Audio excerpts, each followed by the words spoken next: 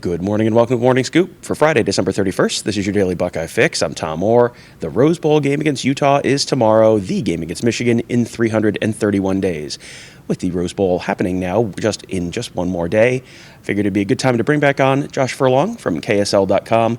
He was on the show a week and a half ago, but we had to do it over Zoom because we were 2,500 miles apart or so. Well, now we're 3 feet apart, give or take. So figured this would be a good time to have him back on. We asked for some questions on the Ask the Insiders board at BuckeyeScoop.com to just kind of figure out what do you guys want to know, because we've talked a lot about this game and you guys delivered. So let's start going through those questions. I guess, Josh, the first thing is we've spent a lot of time hearing about Ohio State's injuries, Ohio State opt-out, players, all that kind of stuff, and how shorthanded the Buckeyes are. But Utah's not at full strength either. Yeah, you're right. I mean, Utah's gone through some injuries, maybe not as much as the Buckeyes are right now, especially with opt-outs and everything. But they're prone to injuries as well. Utah, they first lost Vianney Moala, who was on their defensive lines. A guy that really established a lot of what they did, their identity and everything there. And so they were forced to go to youth there. They have Junior Tafuna, who's done remarkable well for them.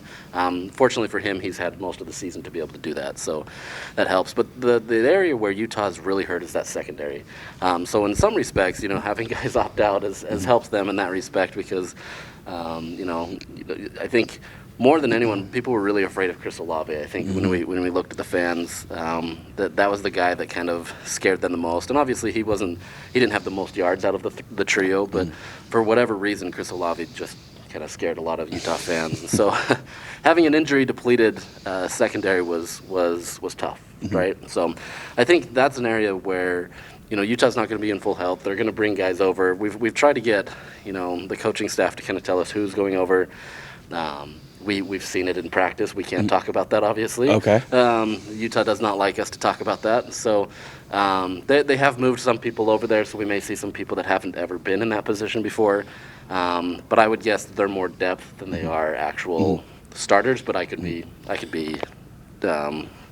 wrong, I guess. I mean, when you're talking about moving guys over, you're talking about moving offensive players to defense, or just like safeties to corner or corners to safety? Or there's going to be some safeties that move over, okay, but there's definitely some offensive player, at least one that I can think of, that will be moving over on that side of the ball. And so it's a little different. It's not something that I think people would expect. Yeah. But when you don't have a lot of depth and you kind of need to do what you need to do to go against Ohio State's top receivers, that's kind of what you have to manage. Yeah. Well, that's interesting because Ohio State moved Cade Stover over from tight end to linebacker for the Michigan game. He's been practicing there at linebacker all week this week, and I think we're assuming he's going to be the starter at the Sam linebacker position because they're assuming that Utah is probably going to want to run the ball and going to have to be big and physical. So I guess I'd be interested in what you think the keys to the game are. If Utah wins the game, what does that look like? If Ohio State wins the game, what does that look like? Well, I think, one of the keys to the game is, like you mentioned, is Utah has to establish that run game. I don't think that's the only way that Utah can win this game, but I think that's a big key to what they're able to do. And so I think for their ability, if they can attack the game similar to like how Oregon did, one of the teams that they've beat, and get the edge and get different things that way, I think Utah has a good chance. But I think more than anything, you mentioned the linebackers and how depleted they are. I think for Utah, this is a great opportunity for their three tight ends to wreak havoc on that defense. Put them up in different situations where they're not used to it, right? And I think that's a great opportunity to be able to help Utah win. For Ohio State, I mean, I think honestly it's a situation where if you can attack the secondary and you can do it with regularity, I think you probably have a good shot. That's not to say that Utah can't fight back or do anything that way, but I think that's where they're most vulnerable. If you try to run it against Utah, you'll have success, and we've seen that several times this year against Utah. But I think you're more likely to have success in the secondary, especially if you're targeting guys not named Clark Phillips. Yeah, and I mean that's going to be one of the most interesting matchups, just like one-on-one matchups, is Clark Phillips and Jackson Smith-Njigba, because Clark Phillips probably Utah's best corner, I would say, right? I mean, that's a good guess. And then you've got the two guys who have opted out for Ohio State at wide receiver. So Ohio State's only starting wide receiver who's playing in this game is going to be going head-to-head with Clark Phillips. So you've got like strength on strength there, and then on the outside, you're potentially looking at a couple guys who have not, Julian Fleming, who started a couple games over the last couple of years. Marvin Harrison Jr. probably going to be on the other side, hasn't started a game before ever, against some maybe more inexperienced guys on the outside for Utah. I mean, that's going to be really interesting to see the strength on strength and relative weakness on weakness matchup for when Ohio State has the ball. Oh, absolutely. I think it's going to be an interesting matchup that way, and just being able to see who, the quote, makes them hay, right? Like, see who can come out there and really shine. And I think it's a great opportunity for both teams in that respect, right? If somebody can stand up that aren't those two top names on offense and defense, for Utah and Ohio State, I think that could be the big difference maker. And I think you and I both probably don't even know who that's going to be, right? I think that's the hard part is this game, you can have all the preparation, you can have all the different things that way, and it very well could be somebody that none of us are even expecting, which is phenomenal. I think that's what makes this game great. Now, I don't know if that'll play out that way. I mean, C.J. Stroud is a phenomenal quarterback, and obviously he can do it. It's a matter of if he can attack in the right way, and if Utah's secondary can, protect in a way that's not going to hurt them. So, I don't know. I think a lot of the keys to Utah is not to worry about that. Let them have that to some extent, but do the things that you can do well. Get a lot of pass rush. Get Mika Tafua. Get Van Fillinger. To put C.J. Stroud in a difficult situation, and then worry about the rest later. You're going to take some lumps. You're going to take some deep passes, but if you can negate that with maybe Utah's offense and then putting pressure and maybe some turnovers, I think you'll be okay. And Morgan Scalley said earlier in the week, that's Utah's defensive coordinator, that essentially if they hold Ohio State to field goals and not touchdowns, that's a win. Every time Ohio State kicks a field goal, that's a win for Utah. And we've seen that for Ohio State this year. Kind of, you can throw for a million miles through the air, but if you bog down in the red zone and you're kicking field goals, that got them, kicking field goals or going for it on fourth down and not making it really killed them against Utah. They struggled with that a little bit against Michigan as well. That feels like that's going to be probably, if you tell me Ohio State's red zone score, attempts and score, touchdowns, I feel like if you tell me that, I can probably tell you who wins this game. Yeah. There were a couple other questions that were kind of interesting and just kind of more big picture stuff about Utah that people were interested in. One was, is Utah enjoying being part of the Pac-12? Because, in Big Ten country, some of the teams that have gotten added, Penn State, Nebraska, they have had their issues with the Big Ten over various things, various issues over the years. Nebraska last year with COVID, Penn State over the massive quarter-century-long conference-wide conspiracy against Penn State, which obviously, it exists, right? Oh, absolutely. Otherwise, people wouldn't talk about it. But Penn State has, for years, kind of said like, well, they don't really feel like they're part of the Big Ten, like they're not truly part of the Big Ten. Is Utah like all in with the Pac-12 right now? Yeah, I think so. I mean, the short answer is yes. I mean, and I think, early on, Utah felt disrespected in their own right in the Pac-12. They had to come in and they had to prove, okay, hey, we can play with these Power 5 teams. And so I think there was some early on stages where Utah was trying to figure out where it fits in. Utah went, that first year they almost won the South Division. They screwed it up, but I think that gave them a lot of credit, and I think people took them a little bit more seriously. But then they went 2 seasons where they went 5-7, and it didn't help. So there was a time where they were building. But I think now they're to a point where nobody in the Pac-12 is taking Utah lightly. They've been in the conference championship 3 of the last 4 years. They're always a tough physical team. Everybody says they kind of took what Stanford did and then beat them at their own game, and now they are the Stanford of the Pac-12. And so it's one of those things where I think Utah fans and Utah in general, I think they like being part of that association. The next step is now just making sure that the conference as a whole is getting the respect that they think it deserves. Some of that is, merited. Some of that is kind of their own fault in the sense of what the Pac-12's done. And so I think Utah's happy where it's at. I think they find like relative strengths with a lot of people. They love to go toe-to-toe with USC and be able to tout that you can beat, the West's best or whatever it may be.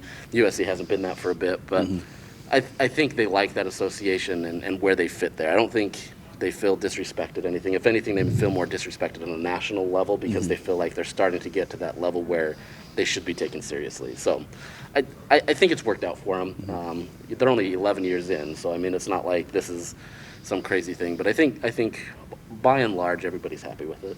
Yeah, it's so interesting because it feels like Utah's been in the Pac-12 forever now, but it's really relative. I mean, they were a non-power team when Urban Meyer was there, and we have an Urban Meyer question in a minute. But before I get to the Urban Meyer question, there was all sorts of conversations over the summer about, is the Big Ten, after Texas and Oklahoma joined the SEC, what is the Big Ten going to do to answer? And, you've got the theories that they're going to go after North Carolina and Virginia and go, kind of raid the ACC. There's the theories that they might try and become a truly national conference and try and get USC and some of the teams out west.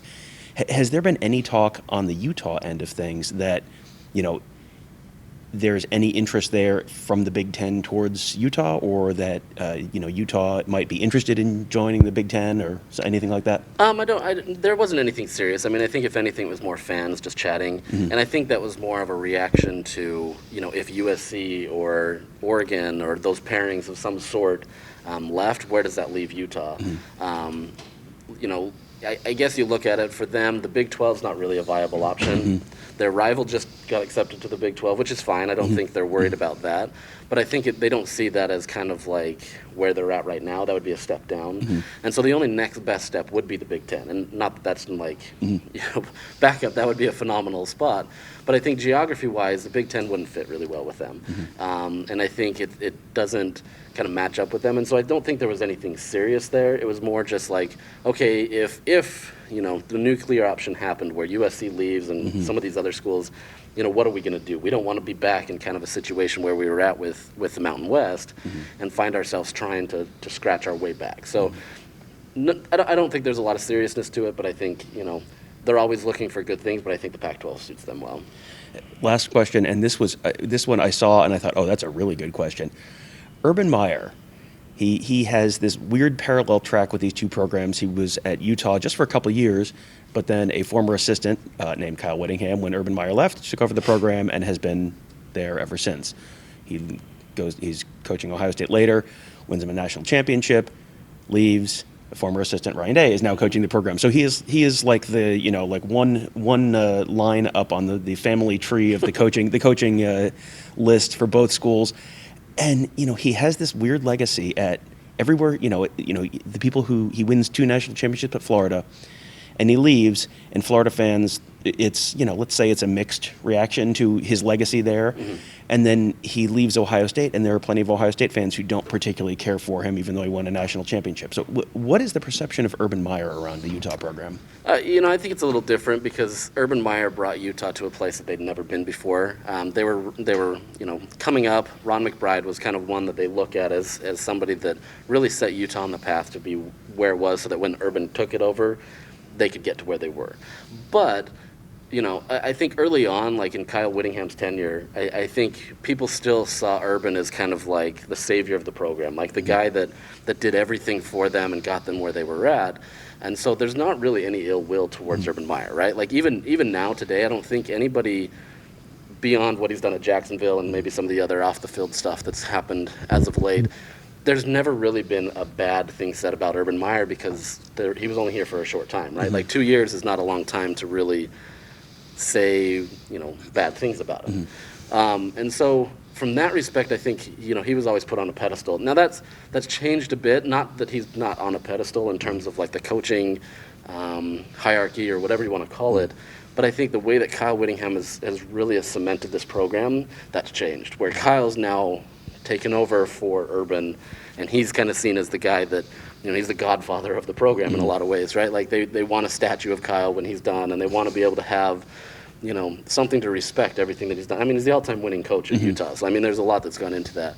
But I think it's a little different. Whereas you look at Florida or Ohio State, where there were some off-the-field things, or maybe his eyes were in a different scenario, that I think you can see why people are kind of torn on that. Whereas Utah, I mean, they gave him a number 1 overall pick in the NFL draft. They got him to their first undefeated season. They were the BCS Busters. So there's not really any bad that they feel like that's there.